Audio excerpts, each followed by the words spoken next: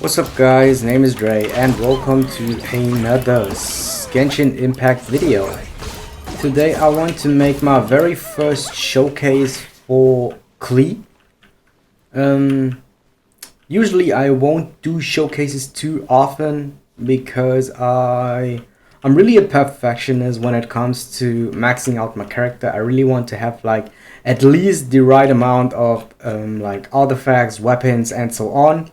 So that's why I will only showcasing characters by time. Also, that's like additional content that I can give to you. But without further ado, I just want to hop in some builds for Klee, maybe possible weapons that you can use, that I do use. And after that, I want to go in some actual gameplay and team compositions that I like to use with her. Alright, artifact guys. So in my eyes, I do think that the Crimson Witch of Flames set is the best or the most optimal for Klee, but there you have a lot of different other options that could potentially be also very good. But yeah, first I want to go over my artifacts, and after that I can show you some other possibilities that you can do to build your Klee with the artifact sets that you may have in your box. So I did grind like 3 or 4 days in a row to get this full artifact set. So if you really want to commit to use Klee for a longer period of time, it is definitely worth. But you would only farm the dungeon for Klee and not for any other character. So let's start off with the flower. It is a very good one. Has a lot of energy recharge. Over 10% crit damage, over 10% crit rate. Only the attack plus 14 is not too good, but in general the flower is a very good piece. Go over the feather, also very solid. Has 11% energy recharge, so I can use my ultimate more often. Defense is plus 20%. That's a bit unfortunate, but it does make up to the fact that Klee is a very squishy character. Having an additional 3% crit rate is not too bad, and HP 500. Yeah, I wasn't able to drop a 5-star of this piece, but 4-star attack percentage is alright. I did like to use a pyro bonus damage, and I was thinking about switching to the elemental mastery, but that's something that I have to try out. I didn't do it yet because I do not have enough materials to level up this. But for now, I will stick with the attack percentage because I do think that it is a bit more consistent. The next thing is a very good piece. So I got a Gladiator's Intoxication with Pyro bonus damage. So that's my 5th piece that I do add to my main set. And of course, I have the Witch Scorching Head with attack percentage, which makes the last piece. It has 14% HP, which is very solid. An additional defense, so my Klee has a lot of defense percentage and energy recharge. Could have a little bit more of crit damage and crit rate or attack percentage, but in general it is very fine. So ending up to having these stats, this piece only is plus 8 yet, but I think it is very enough for the showcase. Another opportunity, if you like to build your Klee in a different way than me, you can do a 2-piece gladiator set, which I did before, and a 2-piece pyro bonus damage. So you can go with 15% pyro bonus damage and 80% attack. So I think this would be the most obtainable one that you can use. Another opportunity is to go a bit more the elemental mastery route, which I do think is also very, very solid. You can combine it with the pyro bonus damage, or you combine it with the gladiator set. Elemental mastery, of course, if you use a set like that, you have to swap between your characters way more often because you want to trigger the elemental mastery bonus effect. Then some more spicy picks would be the this set, the Troops Dawnlight. So you increase your elemental mastery, and then you of course want to have this because Klee's main of signature ability is her charged attack, and this 4-piece set would increase her charged attack damage by 35% if the character uses a catalyst, which Klee does. Is a very nice recommendation from my side. Next piece is this, but this is actually only farmable the same as the set that I already used, the Witch set. So this is the Leather Walker set. It is also a very good set. So you may have the problem if you start farming Klee's artifacts. I will show the dungeon real quick soon. But if you want to start to farm her artifacts, you will experience that you may drop a lot more of these and a lot less of these if you're all unlucky, because you will come to the point where you only need like one piece and you have to run the dungeon over and over again just to get that one piece to complete your 4-piece set. And you may end up using this set over this set because you don't want to use any more resin. That's the big problem with the set. You really have to have a lot of resin to farm the set, and you have to commit to the character. And yeah, the alternative version. So I still do think this is better, but leaning to try out this set maybe later, maybe not, maxing out this set for maybe Xiangling. So currently I gave Xiangling a 4-piece set of the Level Walkers. So yeah, you get a Pyro res increased by 40%, which is not too good, but the big thing is increases damage against enemies affected by Pyro by 35%, which is a consistent buff.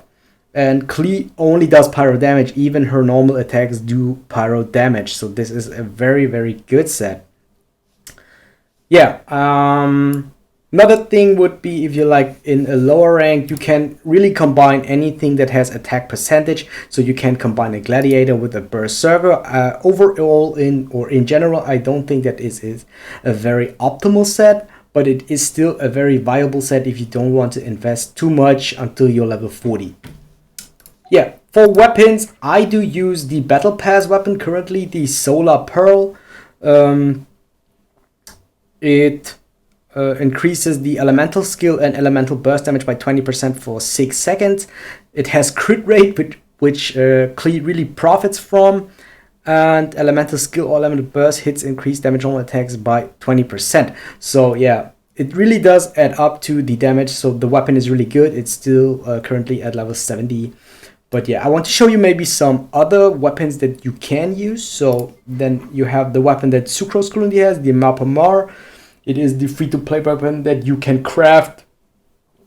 And this is also very good. Trigger an elemental reaction, grants a 8% elemental damage bonus for 10 seconds, maximum of 2 stacks. And it does give elemental mastery. So if you switch between your characters, you still can maximize Klee's damage to a very good point. But yeah, if you have the opportunity to go to a better weapon, of course do it. But if you don't have any other weapon or any other catalyst, I would recommend the Mappa Mar. If you are like one of the more advanced, if you want to go the more advanced route, or if you want to ask like which 5-star weapon would you recommend, then we go over here. So for other weapon recommendations, in my personal opinion, I do think that the best weapon for her is the Lost Prayer to the Sacred Winds. It is the catalyst that currently is featured in the weapon banner, but still to the fact, I do think it's the best weapon. I wouldn't recommend to summon, even if you like pay to play. Maybe if you're a whale, you can of course consider to summon, but just in my personal opinion, I wouldn't summon for the weapon, but it is very good. The big thing on the weapon is, on the one hand, this Klee really profits from crit rate, and on the other hand, it's this. So a lot of people do underestimate the 10% movement speed, but playing Klee a lot, I do think that she is very clunky. She does need the additional movement speed to kite a bit better. And yeah, so you can of course damage is not a problem. The only problem is that she's a bit clunky, and this will fix that problem. So another weapon that I can recommend is the Skyward Atlas. So it does increase the damage by a very, very high amount. It does give attack percentage, and it does increase elemental damage bonus by 12% if you don't have it, if you don't have multiple copies of the Skyward Atlas. In normal attacks, hits have a 50% chance to earn the favor of the clouds, which actively seek out nearby enemies to attack for 15 seconds. So dealing 160% attack damage. So when it comes to damage, the Skyward Atlas is way better than the other weapon. But yeah, it doesn't fix the problem. Because in my personal opinion, I do think Klee has enough damage. She won't have any troubles beating enemies. Yeah, this is the weapon that I currently use. Another thing that I would recommend was this one. The Twin Nephrite. It is a 3-star weapon, so if you don't have any 4-star weapons, 3-star weapons, or if you don't want to craft the map or more for whatever reason, this is a weapon that I can recommend. Defeating an enemy increases speed and attack by 12%. So this is especially very good in dungeons. So because in dungeons you have to beat multiple enemies, you beat one of the enemy and you get an additional movement speed and attack buff for 15 seconds. And yeah, that's, I think, very good. Last thing is the Wine and Song. It gives energy recharge. It is a way different weapon from the others. You can use your ultimate more often, and for every character in the party who hails from Mondstadt, Klee is from Mondstadt, the character gains a flat 8% attack increase and 3% movement speed increase. So the only problem with that weapon is actually this. So energy recharge is still very good for Klee because you then can use your ultimate more often. But I do think that, like, out of her abilities, her ultimate is the worst, or the thing that you do use the least. So the dungeon to farm artifacts for Klee is the Domain of Blessing Frost. I would recommend to do number 3 at least, because you will need adventure rank level 40 to do that, because that's the only way how you can farm up her legendary artifacts. Okay, and before we go into the actual gameplay, I just want to show you that I have her at 0 constellation and her talents all leveled up like this. So her ultimate is just level 2 because I did grind the artifacts the last day, so I wasn't able to farm the books, which I will do over the course of the week. Jumpty Dumpty is her E ability, is level 6, and her normal attack is also level 6. So this is my main team: Klee as my main damage dealer, Bidu as my secondary damage dealer, Jean as my supportive DPS, and Sucrose as my utility supporter.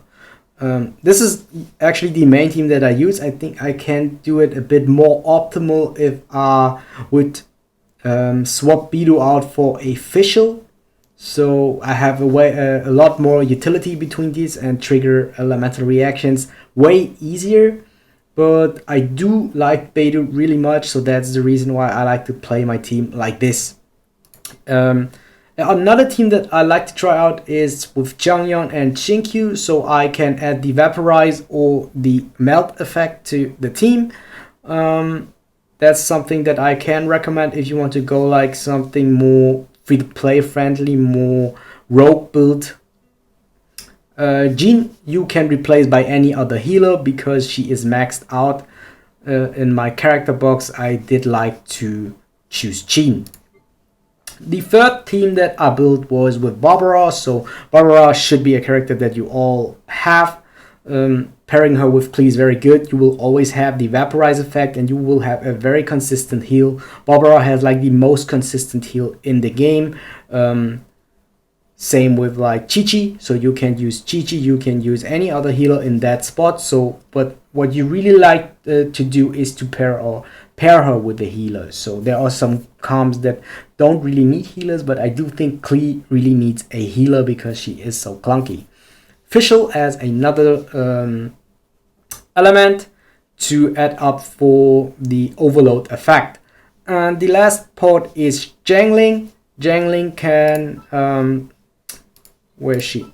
Yeah, she's very good because at Constellation 1, which a lot of you guys may have her, she can decrease the pyro res of the enemies, so Klee will do even more damage if you do it like that. So I didn't level up my Jiangling yet, but this is something that I would try out maybe later. I could potentially try out, but currently like to build other characters more than her. Another opportunity would be to replace this with Bennett, because Bennett is a healer and a pyro element character that can increase your energy recharge, and he also does attack buffs for Klee, so I think he is also a very, very solid option. Okay guys, we have an enemy here.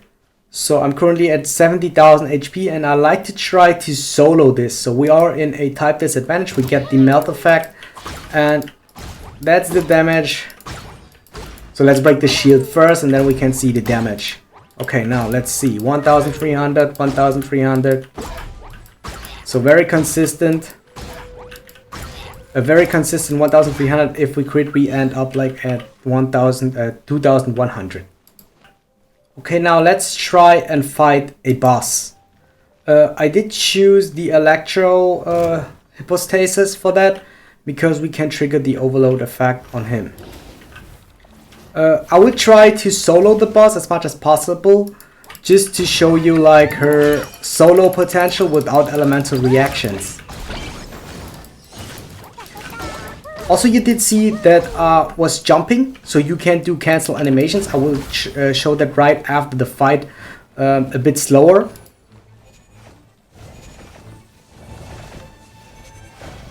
So yeah, if you move forward and attack, you can increase the amount of auto attacks that you can do to the enemy. So I'm not very good at this, but I do know the mechanic. Okay, so walk and attack. So yeah, you're way faster if you do this.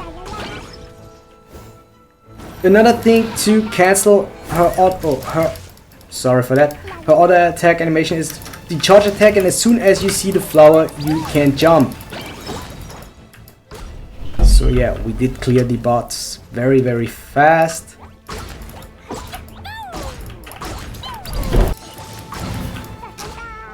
Oh, we were too slow for that, but yeah, it's not a too big deal. We still are able to solo him. So yeah, look at this. I did the jump and then you can run and kill the boss again. Was actually very good for the demonstration. So yeah, now I just want to show you that real quick. So you auto attack, move forward, auto attack, move forward, auto attack, move forward, auto attack, move forward. So then you will auto attack way faster. Now let's see the animation if you don't move forward. No, it's like that, it's like that, it's like that. So it's slow, but auto attack and then you move forward. Look at that, it's way faster. So that's the way how you can cancel her normal auto attack animation. You have to practice a bit, and also in combat it's a way different situation. But the thing that is very easy to learn is you can auto attack, charge attack, jump, and then you cancel her animation again. Yeah, that's just a really nice fact if you want to utilize her abilities way better. The thing on that is that you want to get to the third attack as fast as possible, because she will do additional damage to that.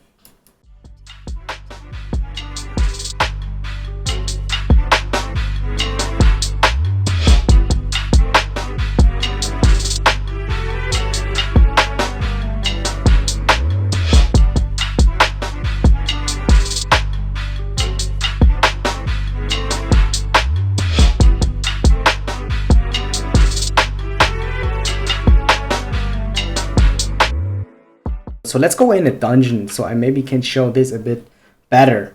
So I am doing this dungeon, which is under Springville, which is under Mondstadt, fighting against the Frozen Abyss number 3.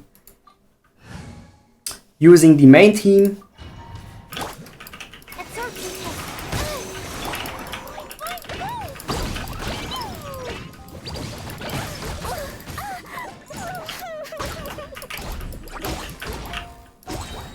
So for this fight we have the additional melt effect because the main enemies are from the ice type.